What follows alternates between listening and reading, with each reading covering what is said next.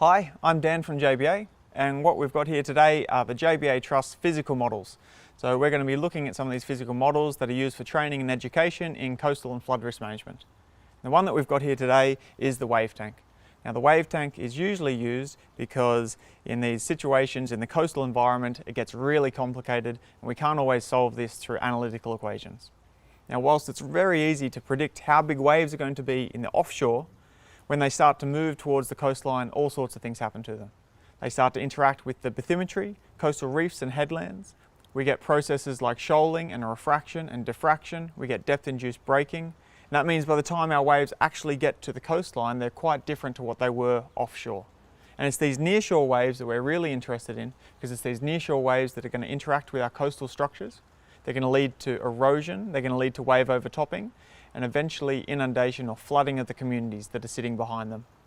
So what we've got here today with the wave tank, we're going to demonstrate the different defences that we can use. We're going to propagate 5 waves towards each of the defences, and we're going to calculate how much waves are going to overtop the defences. We're going to capture this, we're going to measure it, and we're going to see the different performance levels of all of the different structures. Right, now our first situation we're going to represent is our beach environment.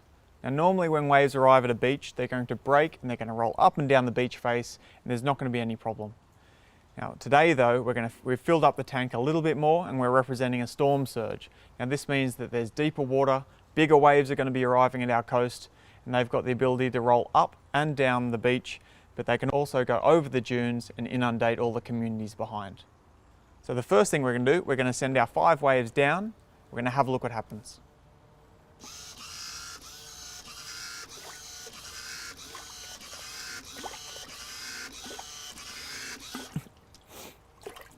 And what we saw is that even though the waves were breaking, there was still enough energy for them to roll up over the dunes, in this case fill up our reservoir.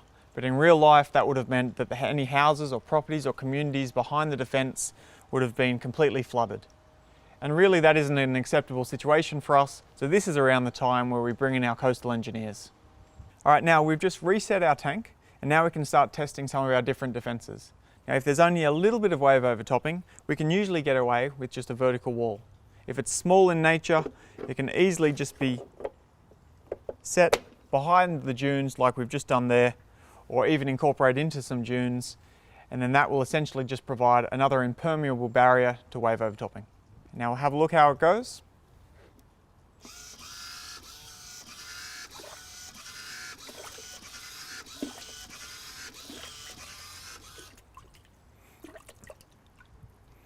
Now we did get still some overtopping, but it was a lot less than before. And we'll have a look how much we've actually got. Now what we've got here, we'll call that about 50 mil. And while it's only a little amount in our physical tank, this could easily be say 50 litres per second in real life. This is the sort of volume that will start leading to some problems. But still, it's better than if there was nothing behind there at all. And what we want to do now is see if we can try and improve the situation even more. So now we're ready to start designing some of our defences. Now the first thing we have to think about is what is the beach going to be like in the future. Now unfortunately when we're designing our structures they have to last 50, 100 years from now. So we have to assume a lot of the time that the beach is going to be very eroded or receded in those times, and we don't actually have any sand left. So we design to assume the worst case conditions.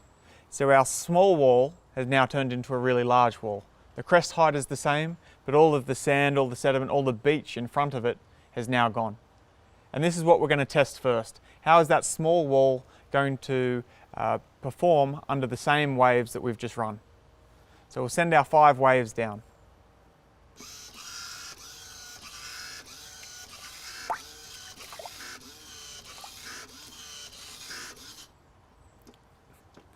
Now this time we saw larger waves coming in. That's because they weren't breaking on the beach. They've actually hit the wall under really impulsive conditions. Now what we can do now is actually see how much wave overtopping happened and how much extra water that we've got. Now by removing the beach, we've now got about say 70 mils of overtopping. Now this is the exact same structural conditions, but we've just now got no wave breaking in front of the structure. So this is really important for our designs. But now we can use this as a base case to imagine this is what the conditions are going to be like 100 years from now. And now we can start changing the structural conditions to see if we can improve the situation. Now the next defence we're going to check and test is our sloped revetment. Now this is about a 1 in 2, also known as a dike. And what we're going to do is we're going to put it in front of our defence. Now the argument is that we're going to now induce more braking against it. The waves are then going to be smaller when they hit our defence, and it's going to have a better performance. Right, now we'll run our 5 waves through the tank.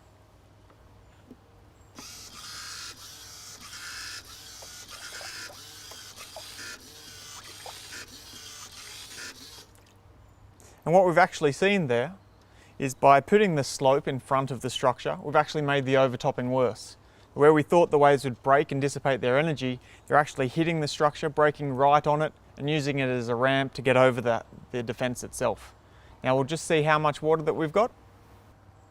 Now what we've got is a completely full beaker, so we've made it consistently worse. Now we'll get that one back. Now this is one of the common myths that we see, that people think putting small slopes in front of a vertical wall is going to improve the situation. And what we find is about a 1 in 2, 1 in 1.5 is one of the worst conditions that we can get in relation to overtopping. Now there are a few ways that we can improve this coastal defence without changing any of the sediment properties or the slope in front of it. And the best way is to use a recurve wall. Now the beauty of this is it's not any higher or larger in the structure, but it's got this unique shape. Now this unique shape allows the water to come up, actually get captured in here and then shot back out to sea. And because of the nature of this, there's going to be less waves coming over the defence. Now we can show this by simply removing our vertical wall and clipping in our recurve. Now what we're going to do now is run our 5 waves again and see if there's any difference.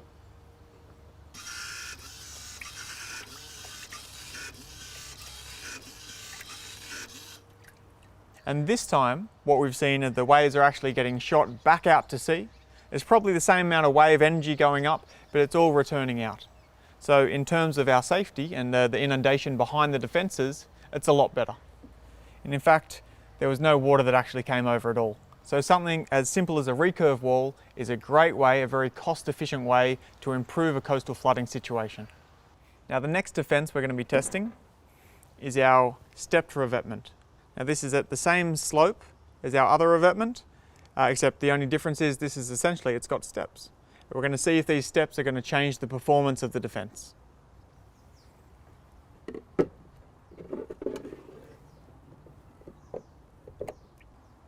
I've got that locked in, and we'll run our 5 waves.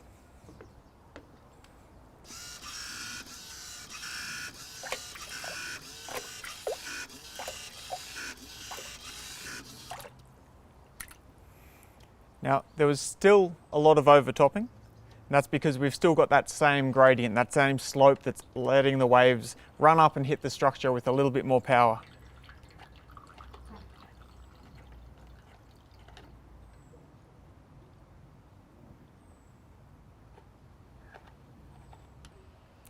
So this time, we see that we've got about 100 mils that's come over. So it's actually less than the sloped revetment, but still, it's not as good as the recurved wall. But now we're going to have a look if there's any other options that we can do. Now our last defence we're going to test today is our rock armour. This is all scaled down to fit into our model, but essentially it's representing a rubble mound structure that can go in place of the vertical structures altogether. Now we'll put it in our tank. Now we're going to run our 5 waves.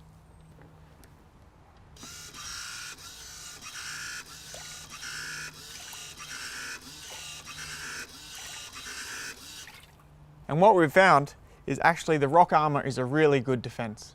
It allows the wave energy to be absorbed. When the waves come up, they'll hit a rock, they'll go left, right, up, down, they'll hit another rock, they'll have to squeeze through gaps and change direction. And all the time they're really dissipating their energy.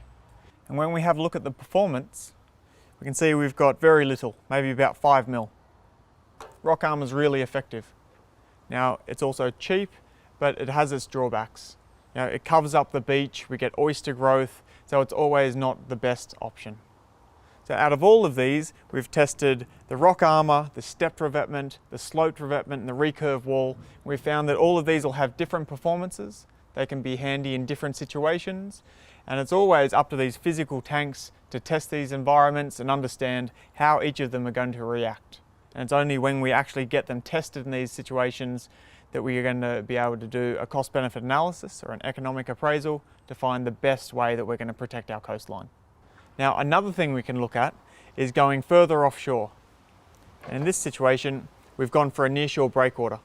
Now, in reality, we can build a breakwater as high as we want, but it's going to be very expensive. We can completely block the waves if we want to, but it's going to also be unsightly.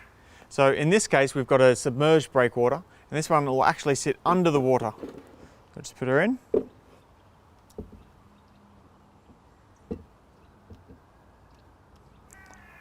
And now this way, we can actually start to try and stop the wave energy before it hits our defence. So now again, we'll run our 5 waves.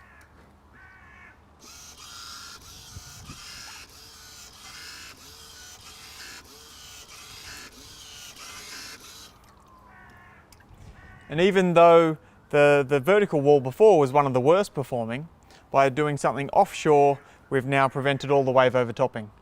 And the benefits of this has mean we've still got our beach, we've still got an area where we can go and enjoy, walk our dogs, but we're not having any of the drawbacks of having the rock armour in there. Now, building this offshore looks like a really good idea, but of course it has a large cost associated with it as well. So this is when we have to start thinking about the economics. Is it worth spending more money in an offshore environment or a little bit less money on the beach environment? So it's been a pleasure today showing you the JBA Trust wave tank and how it can be used to demonstrate wave processes and wave overtopping. And if you want to see the tank in person or for any more information, just get in touch with us via our website.